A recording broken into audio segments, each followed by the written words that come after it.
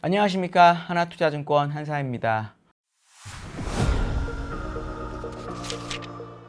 오늘 제가 최근에 읽은 책 중에서 너무 재밌는 게 있어서 소개해드리고 싶어서 이 시간을 좀 갖게 됐습니다. 좀 빨리 이번에 소개하는 것 같은데 요건데요. 엔비디아의 젠슨 황의 평전입니다. 다른 사람이 쓴 책이고요. 제목은 생각하는 기계입니다. 쓴 사람은 스티븐 위트라고 그래가지고 뉴요커 기자이기도 하고 탐사 전문 보도 기자라고 하더라고요. 이 사람이 뭐 3년 동안 젠슨왕을 쫓아다니고 뭐 300명 이상을 인터뷰하면서 썼다라고 합니다. 근데 기자 출신이다 이어서 그런지 모르겠지만 글이 상당히 술술 읽히고 구성도 좋더라고요. 번역도 뭐 나쁘지 않은 것 같고 그렇기 때문에 이 엔비디아 젠슨왕에 대해서 알고 싶으시거나 AI의 역사에 대해서 좀 알고 싶으신 분들은 이 책을 꼭 보시면 좋겠다 싶어서 제가 오늘 말씀드리려고 합니다. 이 책은 두 개의 파트로 구성이 되어 있더라고요. 첫 번째 파트는 보시면 이게 세계가 탐내는 마이크로칩의 탄생이 첫 번째 파트의 제목인데 젠슨 왕의 약간 학창 시절하고 초기 뭐 반도체 마이크로 프로세서를 어떻게 개발했는지 이런 부분들이 잘 나와 있습니다. 파트 2는 제목이 뭐냐면 엔비디아 AI 혁명의 미래입니다. 말 그대로 AI 혁명이 처음에 어떻게 시작이 됐고 지금 엔비디아는 뭘 하고 있으며 앞으로 어떻게 될 건가에 대해서 설명을 잘하고 있습니다.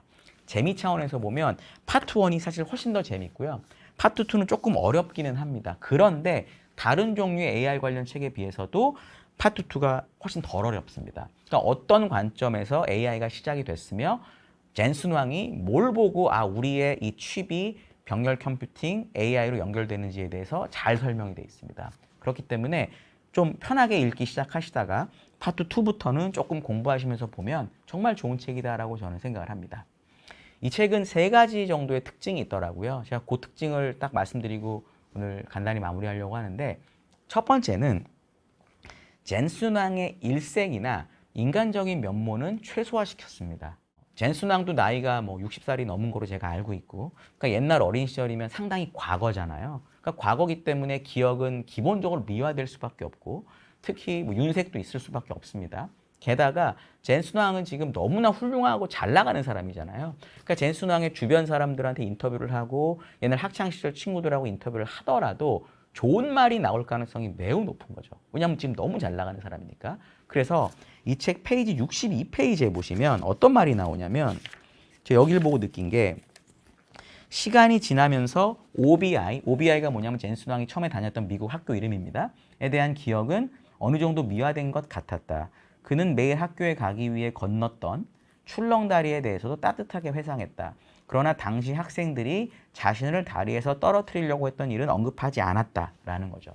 그러니까 그 옛날에 동양인이 시골에 가서 학교 생활하는 게 얼마나 큰 어려움이었겠습니까? 인종차별도 너무 심했을 거고 그런데 그런 부분에 대한 언급이 없다라는 얘기를 여기 하는 거죠. 그러니까 이 작가는 젠슨 왕이라는 사람이 너무 훌륭해졌고 그렇기 때문에 과거의 인간적인 면모에 있어서는 조금 진실이 아닐 가능성이 높다라고 보고 그것을 최소화했습니다. 저는 그 부분을 상당히 좋게 평가를 하고요. 두 번째는 그렇기 때문에 엔비디아의 창업 그리고 그 다음에 AI 역사 이런 부분에 상당히 많은 분량을 할애하고 있습니다. 그 과정에서 젠슨 왕이 어떤 일을 했는지를 넣고 있는 거기 때문에 이 사람이 얼마나 옳은 결정을 하고 이런 부분도 잘 알 수 있고요. 그렇기 때문에 앞으로 엔비디아가 어떤 결정을 할지에 대해서도 힌트를 얻을 수 있다라고 저는 생각을 합니다.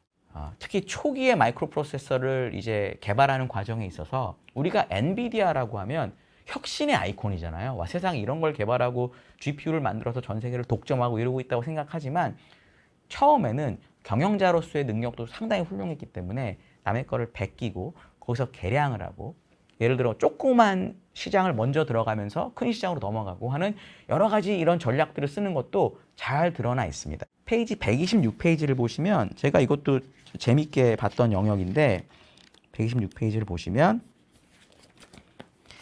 리바 128 때로는 무모한 도박이 필요하다가 요 작은 제목이고요.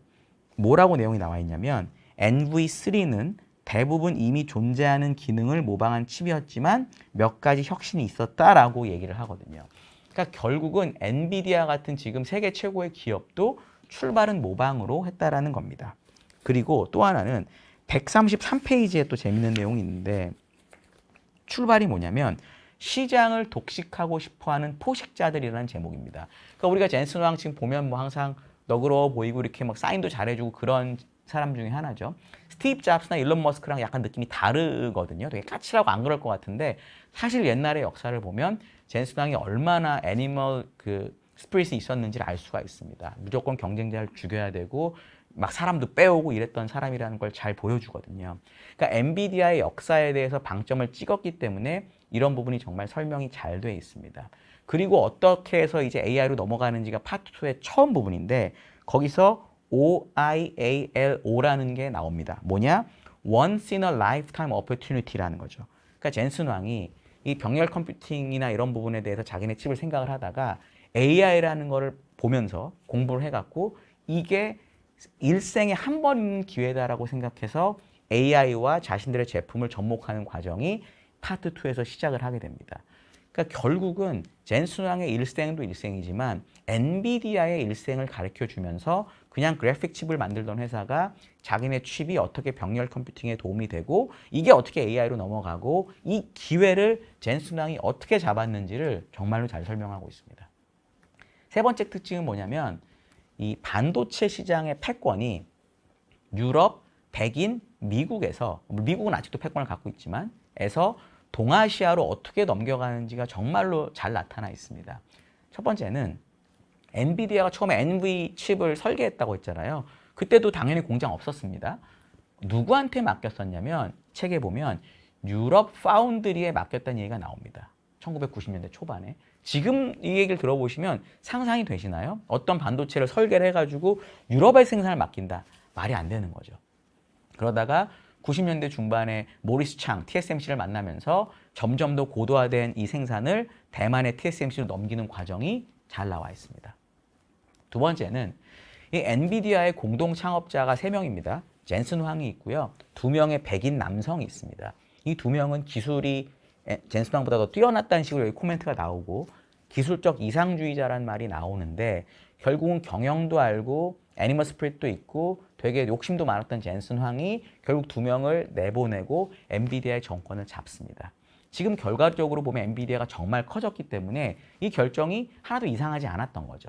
그러니까 결국은 반도체 업이라는 거가 옛날에는 인텔이 이끄는 IDM과 무어의 법칙이었다면 젠슨 황이 오면서 황해 법칙, 그다음에 뭐 여러 가지 후공정 이런 부분으로 바뀌는 과정이 결국은 창업자 중에 동양인이 남았다는 걸로 확인이 된다라고 저는 봅니다. 역시 이것도 유럽이나 백인에서 동양인으로 나타나는 또 하나의 증거고요. 세 번째는 이 젠슨 황이 만든 엔비디아의 인력 구성에 대해서도 여기 잘 나옵니다. 2000년대 초반까지는 대부분의 직원이 백인이었다고 하더라고요. 특히 남성. 근데 요즘에는 이 기자가 429페이지에 그 얘기가 잘 나오는데 구내식당을 보면서 얘기를 하더라고요. 구내식당을 자기가 보면서 얘기하는데 직원 구성은 어느 정도 다양하다고 할 수 있었다. 이는 내가 점심시간에 구내식당을 둘러보고 받은 인상이다. 대략 직원의 3분의 1은 남아시아 출신, 인도 파키스탄이라는 뜻이겠습니다. 다른 3분의 1은 동아시아 출신. 동아시아 출신이면 당연히 이건 뭐 중국, 대만, 한국이 되겠죠. 그리고 나머지 3분의 1이 백인이었다고 하고요. 구내식당 인도 음식 코너의 줄이 가장 길었다. 결국 단일 인종으로 보면 인도 사람이 제일 많다라는 얘기입니다. 그러니까 2000년대 중반까지만 해도 백인이 많았는데 20년 만에 완벽히 바뀐 거죠. 그러니까 우리가 생각하는 그림으로 보면은 미국이 설계를 하는 거에 대한 것도 너무 잘하는데 그것도 결국 동양인들이나 뭐 인도 사람이나 파키스탄 사람이 가서 잘 나가는 것이 백인들이 많이 하는 게 아닌 거고 생산은 당연히 동양인이 잘하는 거고 그런 변화가 1, 20년 만에 왔다라는 거죠. 그럼 우리가 느껴야 되는 건 가끔 투자하시는 분들이 유럽이나 이런 쪽에 관심을 많이 가지시는데 그런 쪽은 이미 다 죽은 거고요. 이런 부분은. 미국은 백인이지만 잘 나가는 건 동양인이 많이 가서 그런 거고 그럼 당연히 그 다음에 잘 나갈 수 있는 지역은 다른 동양에 있는 나라들이 될 수밖에 없죠. 그게 이제 중국, 한국, 대만인 건데 대만하고 한국은 미국에 붙어서 좋아지는 거고요. 중국은 독자적으로 하는 겁니다. 그럼 우리 입장에서 보면은 물론 중국도 좋을 수밖에 없지만 독자적으로 하니까 미국과 관련 없이 개발을 하는 거고 그러니까 내부적으로 밸류에이션도 막 왔다 갔다 하는 거잖아요. 내가 중국에 대해서 정말 잘 알고 중국말도 잘하신다고 하면은 당연히 중국에 대한 반도체 기업들도 열심히 연구하실 필요가 있는데 그게 아니라면 충분히 미국 반도체나 한국 반도체나 대만 반도체로도 이걸 해결할 수 있다는 겁니다. 왜? 미국의 반도체 회사들은 이미 동양인들이 3분의 1씩 일하고 있으니까요. 미국 회사라고 보지 마시고. 저는 이런 차원에서 말씀을 드리고 싶었습니다. 이 책 두껍긴 하지만 이게 400, 거의 500페이지 가까이 되니까 두껍긴 하지만 저 한 3일 정도 만에 다 읽은 것 같아요. 생각보다 잘 읽히니까 한번 보시고 의견 달아주시면 저도 매우 많은 참고가 될 것 같습니다. 감사합니다.